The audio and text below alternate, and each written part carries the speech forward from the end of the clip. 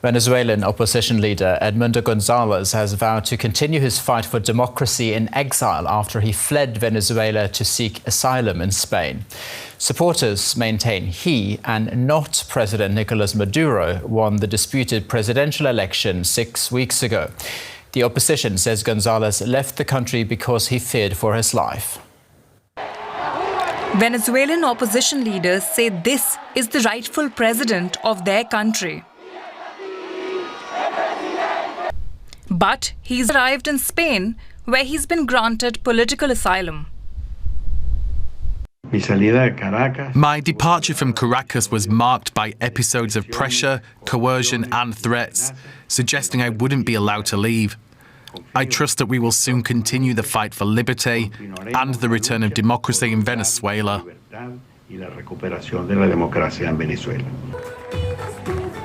Edmundo Gonzalez Urrutia faces arrest back home. After 11 years in power, Nicolas Maduro was declared president again after July's elections, but opposition leaders say the results were rigged.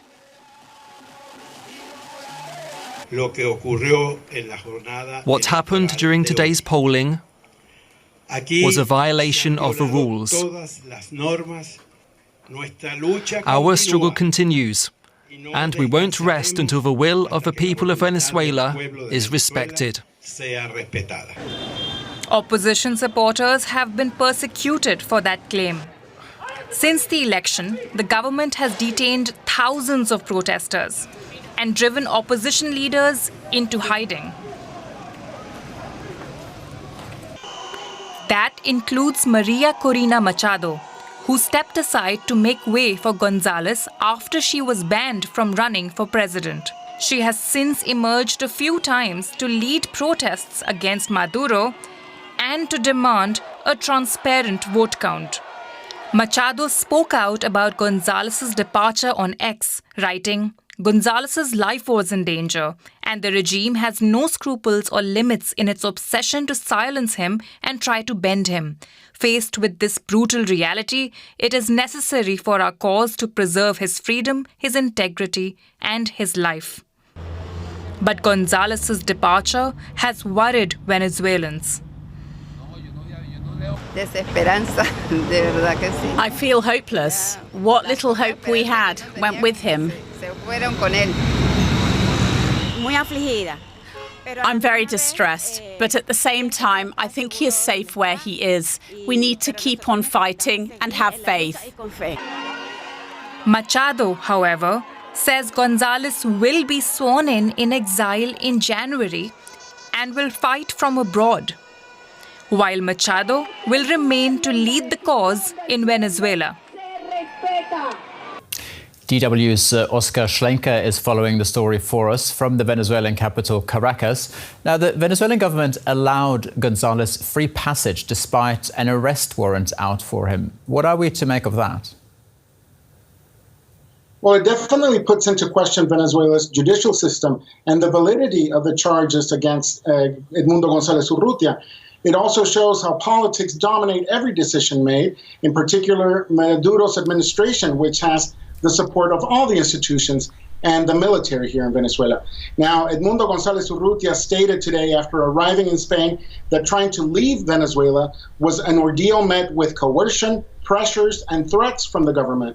We also learned today that Gonzalez Urrutia had been staying at the Dutch embassy here in Caracas since shortly after the elections about a month ago, until he decided, due to mounting persecution and the arrest warrant, to take Spain's offer of political asylum.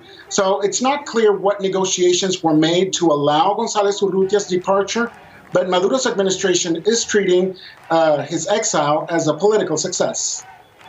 Where does exile leave the opposition in Venezuela now? Well, the opposition is firm on their conviction that Edmundo Gonzalez Urrutia won the elections, and those claims are supported by several factors, starting with the voting machine tallies that were uploaded to the internet, also the fact that Maduro's administration has not been able to provide any proof of electoral documents that can be verified to demonstrate his proclaimed victory, adding to statements by key international observers, including the United Nations, that questioned the electoral transparency of these elections. So the opposition will continue to fight for recognition of Edmundo Gonzalez Urrutia's win. Maria Corina Machado said they will proclaim him president on January 10th, as the law demands, and they still have a strong international support, which could translate into more repression and persecution inside Venezuela as January approaches. You said there's strong international support, but I wonder, how have Venezuelans reacted to Gonzalez's departure? There are fears this new development will divide the opposition. Some people in Venezuela have expressed they feel abandoned and hopeless to change. It's also one of the challenges Maria Corina Machado now faces. With Maduro's strong grasp on power and the support of the military, the only thing holding the opposition together is an almost certain belief they won the elections and international support from democratic countries.